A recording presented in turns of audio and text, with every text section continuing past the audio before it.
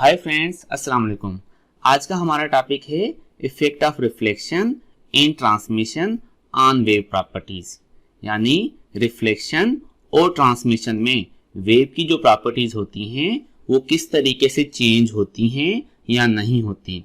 इसको हम डिटेल में डिस्कस करेंगे, लेकिन इन प्रॉपर्टीज में क्या चेंज आता है इनको समझने के लिए हमें वेव की कुछ रिलेशनशिप्स और फार्मूलाज को डिस्कस करना पड़ेगा। तो आइए पहले हम वो डिस्कस कर लें। तो सबसे पहली जो बात है वो है वेव की वेलोसिटी।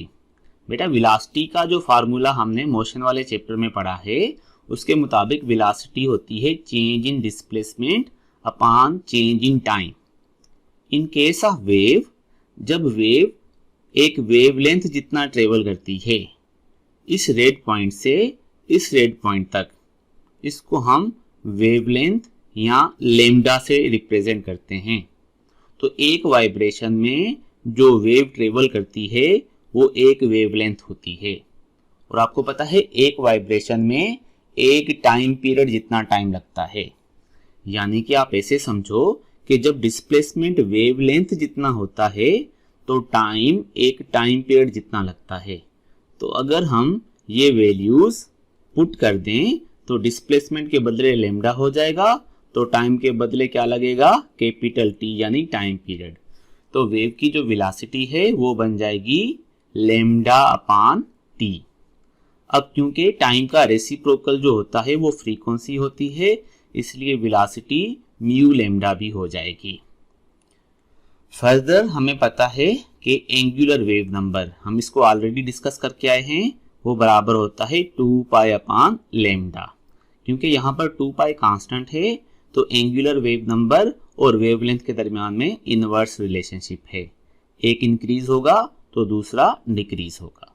इसके अलावा इस रिलेशनशिप को भी हम डिस्कस कर चुके हैं, एंगुलर फ्रीक्वेंसी, टाइम पीरियड और फ्रीक्वेंसी के दरमियान में। ठीक है, तो यहाँ पर भी ये 2 पाई कांस्टेंट है, इस वजह से अगर इनमें से कोई एक कांस्टेंट होगा तो फिर सारे ही कांस्टेंट हो जाएंगे। ओमेगा और टाइम पीरियड की इनवर्स रिलेशनशिप है, जबकि ओमेगा और फ्रीक्वेंसी की डायरेक्ट रिलेशनशिप। अब इसके अलावा इंटेंसिटी जो होती है वो एम्पलीट्यूड के स्क्वायर के साथ प्रोपोर्शनल होती है। एम्पलीट्यूड जो है अगर डबल होगा तो इंटेंसिटी 4 टाइम्स इंक्रीज हो जाती है। फॉर ऑल मैकेनिकल वेव्स, जितनी भी मैकेनिकल वेव होती हैं लॉन्गिट्यूडिनल या ट्रांसवर्स, उनकी वेलोसिटी का एक जनरल फार्मूला है कि under root elasticity upon inertia. ठीक है, इलास्टिक प्रॉपर्टी ऊपर है और इनर्शियल प्रॉपर्टी नीचे है। मैकेनिकल वेव के लिए मीडियम जितना ज्यादा इलास्टिक होगा वेलोसिटी ज्यादा होगी, और जितना ज्यादा उसकी इनर्शिया होगी वेलोसिटी कम होगी। डिफरेंट मीडियम में इलास्टिक प्रॉपर्टी और इनर्शियल प्रॉपर्टी डिफरेंट होती है। फॉर एग्जाम्पल, अगर हम किसी स्ट्रिंग की बात करें, तार की बात करें, तो तार में जो वेलोसिटी का फार्मूला होता है वो under root tension upon mass per unit length होता है। यहाँ पर इलास्टिक प्रॉपर्टी टेंशन के बराबर होती है और इनर्शियल प्रॉपर्टी मास पर यूनिट लेंथ के बराबर होती है। इसी तरीके से अगर हम सॉलिड्स की बात करें तो सॉलिड के अंदर जो वेलोसिटी का फार्मूला है वो under root Young's modulus upon density के बराबर होता है। यहाँ पर इलास्टिक प्रॉपर्टी यंग्स मॉडुलस है और inertial property density of the medium हो जाती है। अगर हम फ्लूइड्स की बात करें तो फ्लूइड्स में जो इलास्टिक प्रॉपर्टी है वो बल्क मॉडुलस के बराबर होती है और इनर्शियल प्रॉपर्टी जो है वो डेंसिटी के बराबर होती है। तो फ्लूइड्स में वेलोसिटी ऑफ मैकेनिकल वेव का ये फार्मूला बन जाता है। अगर हम गैसेस की बात करें तो गैसेस में जो बल्क मॉडुलस होता है वो गामा टाइम्स प्रेशर के बराबर होता है। ये हमें लेप्लेस ने बताया था, आगे जाकर हम इस पर कैलकुलेशंस भी करेंगे। और जो इनर्शियल प्रॉपर्टी है वो डेंसिटी के बराबर होती है। तो ये मैकेनिकल वेव की वेलोसिटी के फार्मूले हैं। अगर हम नॉन मैकेनिकल वेव की वेलोसिटी की बात करें तो नॉन मैकेनिकल वेव की जो वेलोसिटी होती है वो under root 1 upon mu naught e naught के बराबर होता है। तो ये सारे फार्मूले आप नोट कर लें क्योंकि इनका यूज हमें करना पड़ेगा इस टॉपिक में। अच्छा, यहाँ पर हमारे पास 2 मीडियम हैं, मीडियम 1 और मीडियम 2, और ये इन दोनों के दरमियान में बाउंड्री है। यहाँ से अगर कोई वेव आएगी तो वो जो वेव पहले मीडियम से आ रही है हम उसको क्या बोलेंगे, इंसिडेंट वेव, क्योंकि वो आ रही है। जब वो यहाँ पर आकर बाउंड्री को लगेगी तो यहाँ पर 3 प्रोसेस होंगे। एक, कुछ हिस्सा वेव का यहाँ पर लगकर वापस चला जाएगा, जिसको हम क्या बोलेंगे, रिफ्लेक्टेड वेव। कुछ हिस्सा यहाँ पर एब्जॉर्ब हो जाएगा बाउंड्री में, इसको हम बोलेंगे एब्जॉर्प्शन। और कुछ हिस्सा इस बाउंड्री को क्रॉस करके आगे चला जाएगा, जिसको हम क्या बोलेंगे, ट्रांसमिटेड वेव। तो ओवरऑल यहाँ से जो इंसिडेंट वेव आई वो 3 पार्ट्स में डिवाइड हो गई। उसका कुछ हिस्सा रिफ्लेक्ट हो गया यानी कि रिफ्लेक्शन हो गई, कुछ एब्जॉर्प्शन हो गई और कुछ जो है वो ट्रांसमिट होकर दूसरे मीडियम में चला गया। यानी कि अगर हम देखें कि रिफ्लेक्शन, एब्जॉर्प्शन और ट्रांसमिशन, अगर हम तीनों को जोड़ कर दें तो वो बराबर हो जाएगी टोटल एनर्जी के जो इंसिडेंट वेव यहां से लेकर आया। यहां पर आप देख रहे हो कि ये एक इंसिडेंट वेव है, ठीक है, जो लेस डेंस मीडियम से मोर डेंस मीडियम में जा रही है। मोर डेंस को थोड़ा थिक कर दिया है और लेस डेंस को थोड़ा पतला रखा है। लेस डेंस को आप रेयर भी बोल सकते हो। तो आप ऐसे मान लें कि ये इंसिडेंट वेव जो है ये रेयर मीडियम से डेंस मीडियम में जा रहा है। तो ये इन दोनों के दरमियान में बाउंड्री है, दोनों मीडियम्स के दरमियान में बाउंड्री, जहां पर ये दोनों एक दूसरे को टच कर रहे हैं। तो जब ये इंसिडेंट वेव इस बाउंड्री को लगेगा तो आपको पता है 3 काम होंगे। कुछ पार्ट लगकर वापस आ जाएगा यानी रिफ्लेक्टेड पार्ट हो जाएगा, कुछ आगे चला जाएगा ट्रांसमिटेड पार्ट, और कुछ एब्जॉर्ब हो जाएगा। हम इस टॉपिक में ये सपोज करते हैं कि यहां पर एब्जॉर्प्शन नहीं होती, तो बाकी बचे 2 पार्ट, एक रिफ्लेक्टेड पार्ट जो लगकर वापस आ गया और एक ट्रांसमिटेड पार्ट जो दूसरे मीडियम में चला गया। तो वो कैसे होंगे, कुछ इस तरीके से। देखो, जो पार्ट लगकर वापस आ गया, इंसिडेंट वेव का वो हिस्सा जो बाउंड्री को लगकर सेम मीडियम में वापस आ गया, हम उसको क्या बोलेंगे, रिफ्लेक्टेड वेव। और इंसिडेंट वेव का वो हिस्सा जो बाउंड्री क्रॉस करके दूसरे मीडियम में चला गया, उसको हम ट्रांसमिटेड वेव बोलेंगे। अब हमने देखना है कि रिफ्लेक्टेड वेव कैसे बिहेव करता है और इसकी कौन सी प्रॉपर्टीज चेंज होती हैं, और इसी तरीके से जो ट्रांसमिटेड वेव है उसकी कौन कौन सी प्रॉपर्टी वेरी करती हैं। तो सबसे पहले हम डिस्कस करते हैं रिफ्लेक्टेड पार्ट को, यानी इंसिडेंट वेव का वो हिस्सा जो बाउंड्री को लगकर वापस आ गया, वो रिफ्लेक्टेड वेव है। और कंडीशन क्या है कि रेयर मीडियम से जब आप डेंस मीडियम में जाते हो तो रिफ्लेक्टेड वेव जो है उसकी कौन सी चीजें चेंज होती हैं। तो स्टार्ट करते हैं रिफ्लेक्टेड पार्ट। अब रिफ्लेक्टेड पार्ट की बहुत सारी प्रॉपर्टी होती हैं, जैसे फेज होता है, frequency, angular frequency, time period, velocity, wavelength, wave number, amplitude, intensity, etc. अब हम एक एक करके देखते हैं कि रिफ्लेक्टेड पार्ट की इन प्रॉपर्टीज के साथ क्या हुआ जब इंसिडेंट वेव रेयर से डेंस में गया। ठीक है, तो इस बात को याद रख लो कि कंडीशन क्या है कि रेयर में से जब डेंस में जाते हैं तो रिफ्लेक्टेड पार्ट जो है, जो लगकर वापस आता है, उनकी प्रॉपर्टीज किस तरीके से चेंज होती हैं। तो बेटा सबसे पहली जो प्रॉपर्टी है वो है फेज चेंज। तो ये आपको पता है कि जब हम रेयर में से डेंस में जाते हैं, यानी नरम से हार्ड मीडियम में जाते हैं, तो फिर फेज चेंज मिलता है, और वो कितना मिलता है, 180 डिग्री के बराबर, जिसको हम पाई भी बोलते हैं। तो फेज चेंज कितना मिलेगा, पाई का। ठीक है, उसके बाद हम आते हैं फ्रीक्वेंसी पर। तो फ्रीक्वेंसी क्या होगी, किसकी फ्रीक्वेंसी, इस रिफ्लेक्टेड पार्ट की फ्रीक्वेंसी जो लगकर वापस आया है। तो बेटा फ्रीक्वेंसी जो होती है वो सोर्स पर डिपेंड करती है, ये आप बात समझ लें। Frequency depends upon the source. ये जो पीछे वेव बना रहा है ना कोई सोर्स, जब तक वो अपनी फ्रीक्वेंसी चेंज नहीं करेगा तो ये जो फ्रीक्वेंसी है ये चेंज नहीं होगी। तो फ्रीक्वेंसी रिफ्लेक्टेड पार्ट की भली हो भली ट्रांसमिटेड पार्ट की हो वो सेम ही रहेगी जब तक सोर्स चेंज नहीं होता। तो frequency depends upon source, therefore frequency does not change, ये सेम रहेगी। तो फिर एंगुलर फ्रीक्वेंसी और टाइम पीरियड कैसे सेम हुआ? तो इसके लिए हम पढ़कर आए हैं omega is equal to 2 pi upon T is equal to 2 pi f. तो 2 पाई तो यहां पर है कांस्टेंट, तो अगर फ्रीक्वेंसी चेंज नहीं होती तो फिर टाइम पीरियड और ओमेगा कैसे चेंज होगी? इसलिए ये दोनों भी कांस्टेंट। ठीक है, तो फेज मिल गया पाई का और ये तीनों जो हैं सेम रहीं। क्यों?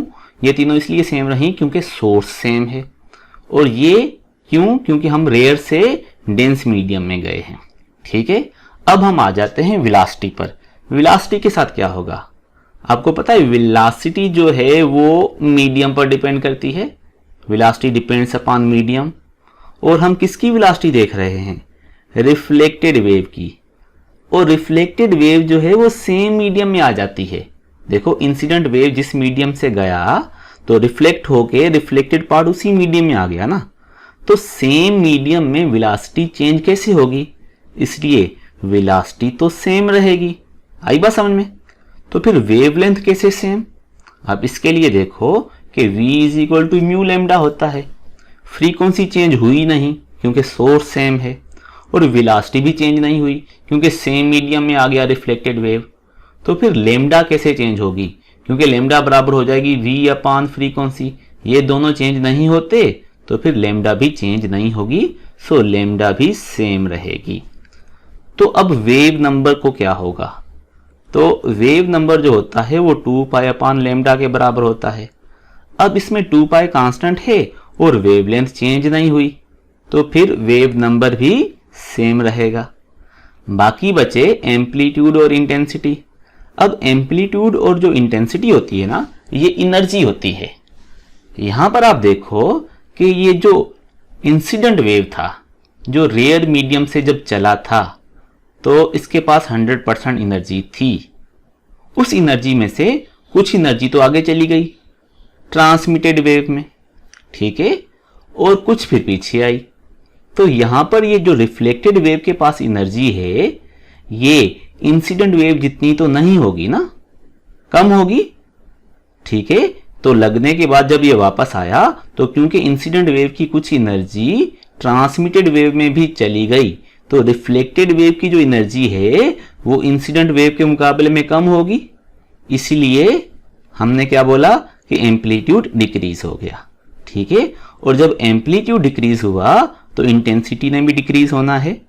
ठीक है, अगर सपोज करो एम्पलीट्यूड हाफ हुआ तो इंटेंसिटी 1/4 हो जाएगी, चौथा हिस्सा बचेगी। बेटा यहां पर एक और बात भी नोट कर लो, जब ये रिफ्लेक्टेड वेव हार्ड बाउंड्री को लगकर वापस आया है, यानी रेयर में से डेंस को लगकर वापस आया है, तो एक तो ये देखो इसका एम्पलीट्यूड थोड़ा छोटा हो गया है जिसकी वजह से एम्पलीट्यूड और इंटेंसिटी कम हो गई, और दूसरा ये देखो इन्वर्टेड हो गया है। यहां पर सीधा था तो यहां पर ये देखो उल्टा हो गया है क्योंकि ये रेयर में से डेंस को लगकर वापस आया है। ठीक हो गया, तो ये इन्वर्टेड हो गया, यानी क्रस्ट है तो ट्रफ हो जाएगा, ट्रफ है तो क्रस्ट हो जाएगा। अब हम देखते हैं कि ये जो पार्ट ट्रांसमिट हो गया है इसके साथ क्या हुआ। तो ट्रांसमिटेड पार्ट की बात करते हैं। अब ट्रांसमिटेड पार्ट की भी ये सारी प्रॉपर्टीज होती हैं, एक एक करके हम देखते हैं। अब सबसे पहले ट्रांसमिटेड पार्ट का होता है फेज। तो बेटा जो पार्ट दूसरे मीडियम में चला जाता है उसको फेज चेंज कभी भी नहीं मिलता। ये अपने दिमाग में बिठा लो कि जो पार्ट दूसरे मीडियम में ट्रांसफर हो जाएगा, फिर वो भली रेयर में से डेंस में जाए, डेंस में से रेयर में जाए, वेव का टाइप कोई भी हो, उसको फेज चेंज कभी भी नहीं मिलना। तो ट्रांसमिटेड पार्ट का फेज चेंज 0 होगा। अब फ्रीक्वेंसी वंस अगेन देखो, सोर्स तो सेम है तो ट्रांसमिटेड पार्ट के लिए भी सोर्स सेम है, इसलिए फ्रीक्वेंसी सेम। एंगुलर फ्रीक्वेंसी और टाइम पीरियड, तो देखो इस रिलेशनशिप के हिसाब से फ्रीक्वेंसी सेम तो ये दोनों भी सेम। समझ में आ गया। अब आ जाते हैं वेलोसिटी पर। तो क्योंकि वेलोसिटी मीडियम पर डिपेंड करती है, पर ठहरिए यहां पर मीडियम हो गया है चेंज। इंसिडेंट वेव जो है वो आई थी रेयर मीडियम से, और ये जो ट्रांसमिटेड वेव है ये अब चली गई है डेंस मीडियम में। तो डेंस मीडियम में जाकर वेलोसिटी इंक्रीज होगी या डिक्रीज? ठीक है, सोचें। आप ये किसकी बात कर रहे हैं? स्ट्रिंग की बात कर रहे हो। ठीक है, आप यहां पर ये ट्रांसवर्स वेव्स की बात कर रहे हो। ठीक है, जैसे लाइट होती है, यहाँ वेव्स इन अ स्ट्रिंग होती हैं। तो आपको पता है वेव्स इन अ स्ट्रिंग की वेलोसिटी का फार्मूला क्या है? Tension upon mass per unit length. तो यहां पर हमने सपोज कर रखा है कि टेंशन तो सेम है इंसिडेंट वेव वाली तार में, और ये डेंस तार, दोनों में टेंशन सेम है। पर जो मोटी तार होती है उसका मास पर यूनिट लेंथ ज्यादा होता है, तो डेंस मीडियम में म्यू ज्यादा, तो डिनोमिनेटर बढ़ जाएगा। तो जब डिनोमिनेटर इंक्रीज होगा तो वेलोसिटी क्या होनी चाहिए? इनवर्स रिलेशनशिप है। तो डेंस मीडियम में जाकर ट्रांसवर्स वेव की जो वेलोसिटी होती है वो कम हो जाती है। ये देखो वेलोसिटी कम होगी। अब वेवलेंथ क्यों डिक्रीज हुई? वेवलेंथ इसलिए डिक्रीज हुई कि v is equal to mu lambda होता है, फ्रीक्वेंसी तो चेंज हुई नहीं, और अगर वेलोसिटी डिक्रीज हुई तो वेवलेंथ को डिक्रीज होना पड़ेगा ऑटोमेटिकली। ठीक है, अब हम आ जाते हैं वेव नंबर पर। तो बेटा जो वेव नंबर होता है वो 2 पाई अपॉन लैम्डा है, ये वेवलेंथ के साथ रिलेटेड होता है। अब वेवलेंथ क्या हुई है? डिक्रीज। तो इसने क्या होना है? वेव नंबर ने इंक्रीज, इसलिए यहां पर आ गया इंक्रीज। बाकी बचा एम्पलीट्यूड और इंटेंसिटी। अब यहां से एक मरतबा फिर देखो, यहां से जो इंसिडेंट वेव आ रही थी उसके पास टोटल 100% एनर्जी थी। ठीक है, तो उसका एम्पलीट्यूड है ये।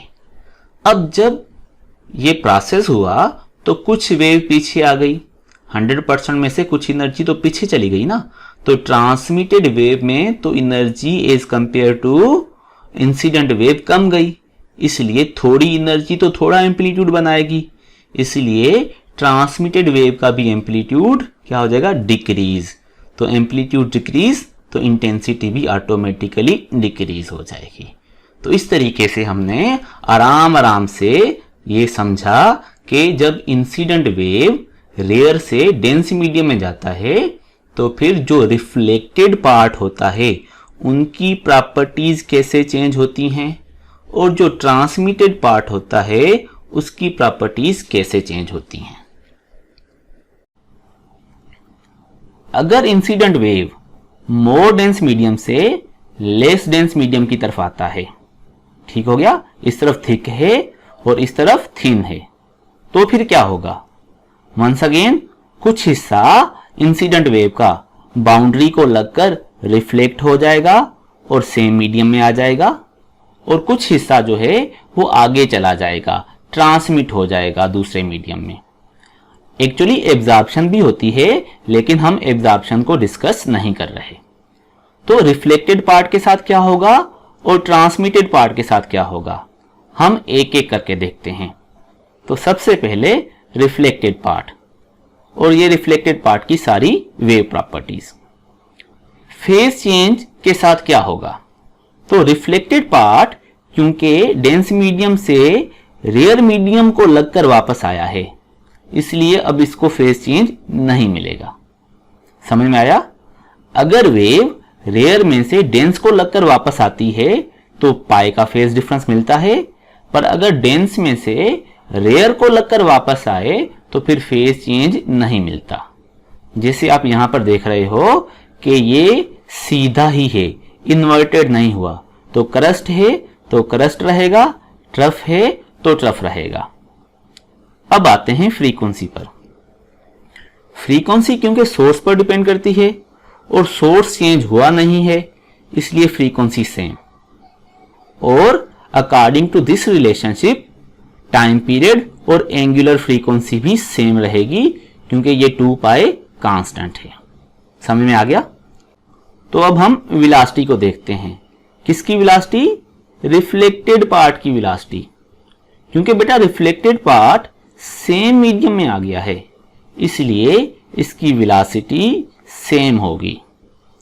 और क्योंकि v is equal to mu lambda है, फ्रीक्वेंसी चेंज नहीं हुई, वेलोसिटी चेंज नहीं हुई, तो फिर वेवलेंथ भी सेम रहेगी। वेव नंबर जो है वो 2 पाई अपॉन लेमडा के बराबर होता है। 2 पाई तो कांस्टेंट है और लेमडा भी सेम है, तो वेव नंबर जो है ये भी सेम रहेगा। अब हम आ जाते हैं एम्पलीट्यूड और इंटेंसिटी पर। बेटा क्योंकि एम्पलीट्यूड और इंटेंसिटी एनर्जी की तरह होती है, तो शुरू में इंसिडेंट वेव के पास एनर्जी ज्यादा थी और फिर कुछ वेव जो है वो ट्रांसमिट हो गई, तो कुछ एनर्जी इधर चली गई, तो यहां पर एनर्जी कम वापस आई। As compare to incident wave, जो रिफ्लेक्टेड वेव है उसकी एनर्जी कम है, इसी वजह से उसका एम्पलीट्यूड भी कम हो जाएगा और according to this relationship intensity भी कम हो जाएगी। अब हम ट्रांसमिटेड वेव की वेव प्रॉपर्टीज को डिस्कस करते हैं जो रेयर मीडियम में ट्रांसमिट हो गया। तो ट्रांसमिटेड वेव और ट्रांसमिटेड वेव की वेव प्रॉपर्टीज, तो सबसे पहले होता है फेज। तो बेटा याद कर लो, जो वेव ट्रांसमिट होकर दूसरे मीडियम में चली जाती है उसका फेज कभी भी चेंज नहीं होता, फिर भली रेयर मीडियम हो, डेंस मीडियम हो, लॉन्गिट्यूडिनल वेव हो, ट्रांसवर्स वेव हो, जो वेव ट्रांसमिट होके दूसरे मीडियम में जाएगी वो फेज डिफरेंस सफर नहीं करती, इसी वजह से इसको फेज चेंज तो नहीं मिलेगा। और फ्रीक्वेंसी क्योंकि सोर्स पर डिपेंड करती है तो वो भी सेम ही रहेगी। और इसी तरीके से एंगुलर फ्रीक्वेंसी और टाइम पीरियड ये भी सेम रहेगा, क्योंकि फ्रीक्वेंसी कांस्टेंट तो फिर ये तीनों कांस्टेंट होते हैं अकॉर्डिंग टू दिस रिलेशनशिप, तो ये दोनों भी सेम। अब हम आ जाते हैं कि वेलोसिटी के साथ क्या होगा। बेटा किसकी वेलोसिटी? इस ट्रांसमिटेड पार्ट की वेलोसिटी जो रेयर मीडियम में आ गया है। ठीक है, तो वेलोसिटी का फार्मूला क्या है? Tension upon mass per unit length. Tension तो सेम है, पर जो रेयर मीडियम होता है, जो थिन वायर होती है, उसका मास पर यूनिट लेंथ कम होता है, तो डिनोमिनेटर कम हो गया, तो वेलोसिटी क्या हो जाएगी? इनवर्स रिलेशनशिप है, तो वेलोसिटी इंक्रीज हो जाएगी। और according to this formula wavelength भी इंक्रीज हो जाएगी, क्योंकि फ्रीक्वेंसी कांस्टेंट, अगर वेलोसिटी इंक्रीज होती है तो वेवलेंथ को इंक्रीज होना पड़ेगा। ठीक है, अब हम आते हैं कि वेव नंबर के साथ क्या होगा। बेटा वेव नंबर का आपको पता है कि वो 2 पाई अपॉन लेमडा के बराबर होता है। अब वेवलेंथ क्योंकि इंक्रीज हुई है, तो फिर वेव नंबर को क्या होना पड़ेगा? डिक्रीज, क्योंकि यहां पर इनवर्स रिलेशनशिप है, तो वेवलेंथ इंक्रीज होगी तो वेव नंबर डिक्रीज हो गया। ठीक है, अब हम आ जाते हैं कि एम्पलीट्यूड और इंटेंसिटी के साथ क्या होगा। तो उसके लिए बेटा यहां पर देखो कि इंसिडेंट वेव के पास यहां पर क्या होती है? 100% एनर्जी। 100% एनर्जी की वजह से एम्पलीट्यूड है ये। अब जब रिफ्लेक्शन और ट्रांसमिशन हुई तो कुछ एनर्जी रिफ्लेक्शन में आ गई, तो ट्रांसमिटेड वेव में 100% एनर्जी तो नहीं गई होगी, कम होगी, 60-70 कम होगी, तो एम्पलीट्यूड कम होना चाहिए। ठीक है, as compare to incident wave यहां पर एनर्जी ज्यादा है, 100% थी, अब यहां पर कम है तो एम्पलीट्यूड कम होना चाहिए, पर आप यहां पर देख रहे हो कि एम्पलीट्यूड ज्यादा है। अब ऐसा क्यों है? बेटा ऐसा इसलिए है कि इवन दो कि यहां पर एनर्जी 100% थी, लेकिन उसने पुल किसको करना था? हेवी पार्टिकल को, क्योंकि ये डेंसर मीडियम है, तो हेवी पार्टिकल को उठाने के लिए एनर्जी ज्यादा चाहिए। यहां पर इवन दो कि एनर्जी कम थी, 60% थी, 70% थी, पर क्योंकि ये थिन मीडियम है तो लाइटर पार्टिकल को उठाने के लिए वो थोड़ी एनर्जी भी काफी है, इसलिए उस थोड़ी एनर्जी से भी ये लाइटर पार्टिकल ज्यादा उठ जाता है और एम्पलीट्यूड इंक्रीज हो जाता है। अब बेटा ये बात नोट कर लो कि वेव कोई भी हो और मीडियम कोई भी हो, ठीक है, ट्रांसवर्स वेव हो, लॉन्गिट्यूडिनल वेव हो, डेंस मीडियम हो या लाइट मीडियम हो, जो रिफ्लेक्टेड पार्ट होता है ना, उसकी ये सारी चीजें सेम होती हैं। आपने नोट किया है, फ्रीक्वेंसी सोर्स पर डिपेंड करती है तो सेम होगी, और ये दोनों तो फ्रीक्वेंसी की वजह से सेम हो जाएंगे। ठीक है, अब वेलोसिटी रिफ्लेक्टेड पार्ट की क्योंकि रिफ्लेक्टेड पार्ट का मीडियम सेम हो जाता है तो वेलोसिटी मीडियम की वजह से सेम हो जाती है। अब फ्रीक्वेंसी भी सेम है, वेलोसिटी भी सेम है, तो v is equal to mu lambda के हिसाब से वेवलेंथ भी सेम हो जाएगी। सही हो गया। और वेव नंबर जो है वो 2 पाई अपॉन लेमडा है, तो क्योंकि लेमडा सेम तो फिर वेव नंबर भी सेम। तो पता चला कि रिफ्लेक्टेड पार्ट में ये सारी चीजें ऑल कंडीशन में सेम रहती हैं। ठीक है। इसी तरीके से ट्रांसमिटेड पार्ट में ये सारी चीजें सेम रहती हैं। याद कर लो, ट्रांसमिटेड पार्ट में फेज कभी भी चेंज नहीं होता और सोर्स की वजह से फ्रीक्वेंसी भी चेंज नहीं होती, और एंगुलर फ्रीक्वेंसी, टाइम पीरियड, क्योंकि ये फ्रीक्वेंसी के साथ रिलेटेड हैं तो ये भी चेंज नहीं होते। तो रिफ्लेक्टेड पार्ट में ये सारी चीजें कभी भी चेंज नहीं होंगी और ट्रांसमिटेड पार्ट में ये सारी चीजें कभी भी चेंज नहीं होंगी। अब हम देखते हैं कि कौन सी चीजें चेंज होती हैं। For all types of transverse wave, भले फिर वो स्ट्रिंग वाली ट्रांसवर्स वेव हो या इलेक्ट्रोमैग्नेटिक लाइट वाली ट्रांसवर्स वेव हो, उसका जो रिफ्लेक्टेड पार्ट होता है उसमें फेज चेंज हो भी सकती है और नहीं भी हो सकती। अगर डेंस में से रेयर को लगकर वापस आए तो फिर फेज डिफरेंस नहीं मिलेगा। ठीक है। और अगर रेयर में से डेंस को लगकर वापस आएगा तो फिर फेज डिफरेंस 180 डिग्री का मिलेगा। क्रेस्ट ट्रफ बन जाएगा और ट्रफ जो है वो क्रेस्ट बन जाएगा। तो फेज डिफरेंस कब मिलता है? जब रेयर में से डेंस को लगकर वापस आए। और कब नहीं मिलता? जब डेंस में से रेयर को लगकर वापस आता है तो नहीं मिलता। इसी तरीके से जो ट्रांसमिटेड पार्ट होता है, किसका? ट्रांसवर्स वेव का जो ट्रांसमिटेड पार्ट होता है, उसमें वेलोसिटी इंक्रीज हो जाती है अगर रेयर मीडियम में जाओगे और डिक्रीज हो जाती है अगर आप डेंस मीडियम में जाओगे। आप लाइट का एग्जांपल ले लो, क्योंकि लाइट भी तो ट्रांसवर्स वेव है। तो आपको पता है कि लाइट की वेलोसिटी वैक्यूम में सबसे ज्यादा होती है जो रेयर है, और फिर वाटर में जाने से डिक्रीज हो जाती है। तो डेंस में जाओगे तो ट्रांसवर्स वेव की वेलोसिटी डिक्रीज और रेयर में जाओगे तो इंक्रीज। अब फ्रीक्वेंसी क्योंकि कांस्टेंट है तो वेलोसिटी इंक्रीज तो वेवलेंथ भी इंक्रीज, और अगर डिक्रीज तो डिक्रीज। अब वेव नंबर क्योंकि वेवलेंथ का ऑपोजिट है तो अगर वेवलेंथ इंक्रीज तो ये डिक्रीज, और अगर वेवलेंथ डिक्रीज तो ये इंक्रीज। ठीक हो गया। लॉन्गिट्यूडनल वेव्स जो होती हैं वो बिल्कुल ऑपोजिट बिहेव करती हैं। फॉर एग्जांपल, जैसे साउंड होती है तो उसके अंदर जो रिफ्लेक्टेड पार्ट होता है उसमें फेज चेंज तब मिलती है जब डेंस में से रेयर मीडियम को लगकर वापस आए। ठीक है। और जब रेयर में से डेंस को लगकर आएगा तो फिर नहीं मिलेगा। बिल्कुल ट्रांसवर्स वेव के ऑपोजिट है। तो जब साउंड रेयर में से डेंस को लगकर वापस आएगी तो कुछ भी नहीं होगा, पर जब डेंस में से रेयर को लगकर आएगी तो कंप्रेशन रेयर फ्रैक्शन हो जाएगा और रेयर फ्रैक्शन जो है वो कंप्रेशन हो जाएगा। इसी तरीके से जो ट्रांसमिटेड पार्ट होता है वो भी बिल्कुल ऑपोजिट है।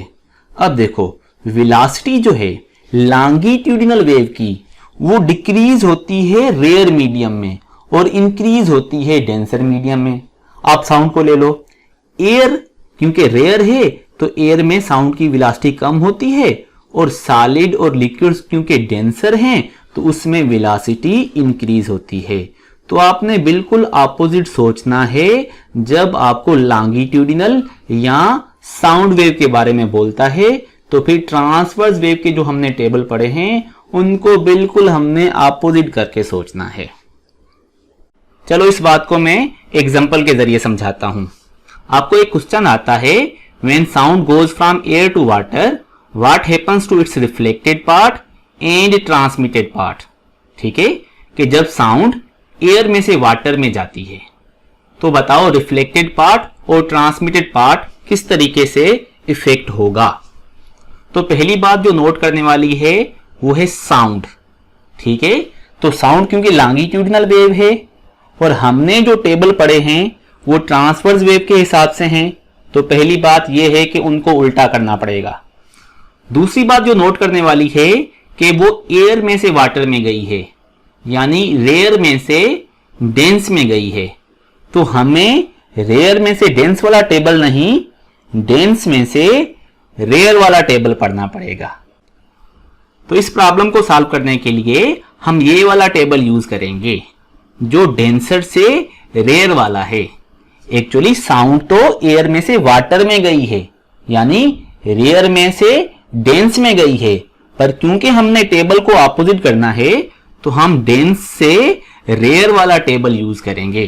तो फिर साउंड का जो रिफ्लेक्टेड पार्ट होगा उसमें वेव प्रॉपर्टीज इस तरीके से चेंज होगी, और जो ट्रांसमिटेड पार्ट होगा उसमें वेव प्रॉपर्टीज इस तरीके से चेंज होंगी। तो ये बिल्कुल ही आसान है, जस्ट एक कॉन्सेप्ट बना लो और फिर उसको ऑपोजिट कर दो। इन कॉन्सेप्ट्स पर बहुत सारे क्वेश्चन आते हैं, तो आप उनको ट्राई कीजिएगा ताकि आपकी टेस्ट की तैयारी भी होती रहे। इसी के साथ हमारा ये लेक्चर खत्म होता है। नेक्स्ट वीडियो में मिलते हैं, तब तक के लिए अल्लाह हाफिज।